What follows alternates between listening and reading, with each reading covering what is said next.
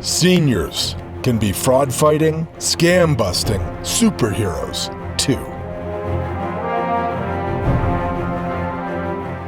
Scams are a common headline in the news, and unfortunately, seniors are one of the most common communities targeted by fraudsters.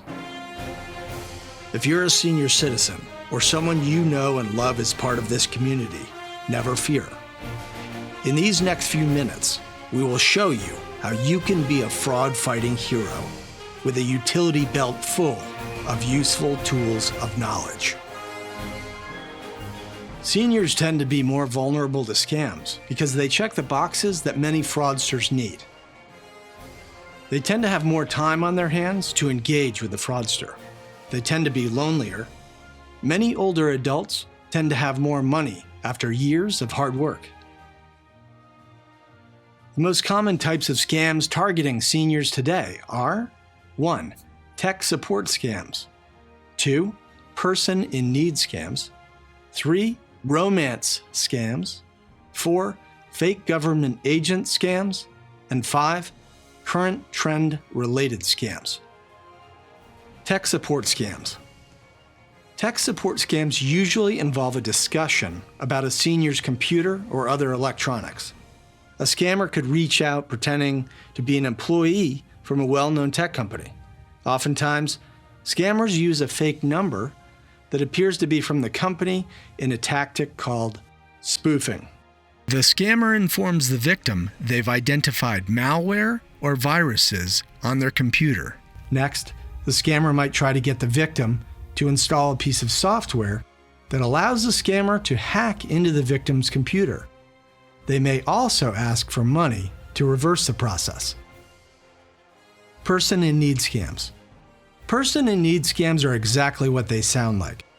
Scammers will toy with the victim's emotions and fears, telling them their son, daughter, grandson, close friend, anyone important to them is in trouble, and they need money sent to them right now. Romance scams. Many in the elderly community may become bored or lonely. Fraudsters and scammers might try to befriend a senior, which could blossom into a beautiful romantic relationship, or so the victim thinks. But, in all actuality, the victim is communicating with a scammer who only wants a relationship with the victim's money and any identifying information leading them to that money. Fake government agent scams. By acting as a fake IRS, Social Security officer, or any other agency persona, scammers use fear to scare victims into paying for something or else risk going to jail. Oftentimes, scammers request sensitive personal information from the victim to verify their identity, which exposes many victims to potentially serious repercussions. Before you give any money or information to anyone you don't know, stop and remember, government agencies will not call, text, or email you about a missed payment or information needed. They will send official correspondence through the mail. Scams related to current events. Scammers and fraudsters jump at the chance to benefit from economic or social hardships. If a natural disaster or some other tragedy has occurred, scammers may pretend to be connected to a charity or organization that will help victims of that tragedy.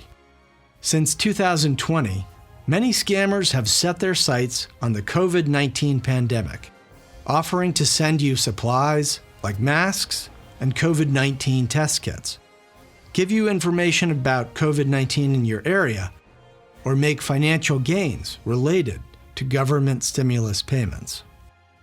It might seem overwhelming keeping up with every new scam out there, but don't worry.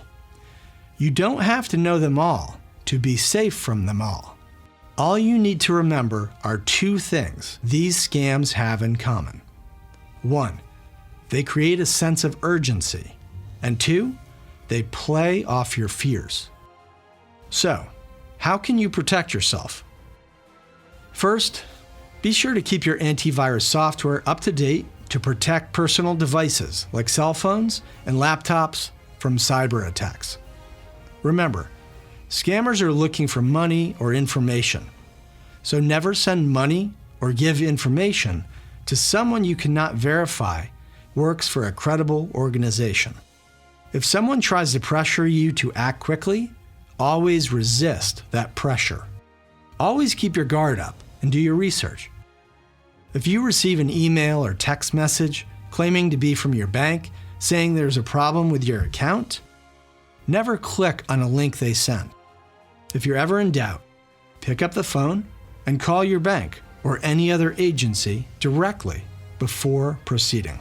Anytime someone wants you to invest in something, don't ever give information or commit over the phone. Hang up and look that person up to see if they're legitimate. In general, if anything feels weird or off to you, stop communicating with the person. Hang up the phone or ignore the text message or email. Scammers don't have a lot of patience, so chances are they will move on to someone else. If you have an elderly family member or friend you want to protect from scams and frauds, take the following steps. Review the guidelines covered in this video and discuss the potential threats they might encounter online or over the phone. Practice what to say and how to react if they are approached with a possible scam. Use phrases like, "No thanks," "Don't ever call here again," or "I don't accept offers over the phone." See if their phone carrier offers a service to block scam calls and texts, and make sure it's installed on their phone. And finally, sit down with your loved one and set up common contacts on their phone, like neighbors, their pharmacy, or their doctor. If they get a call that's not from a contact, tell them to let it go to voicemail. This will help weed out any scammers and fraudsters and protect them from unwanted phone conversations. It's true. The elderly population is commonly targeted by fraudsters and scammers, but you can help decrease that statistic, especially now that you have the tools to identify a potential scam and stop it before it affects you. That makes you a fraud-fighting superhero.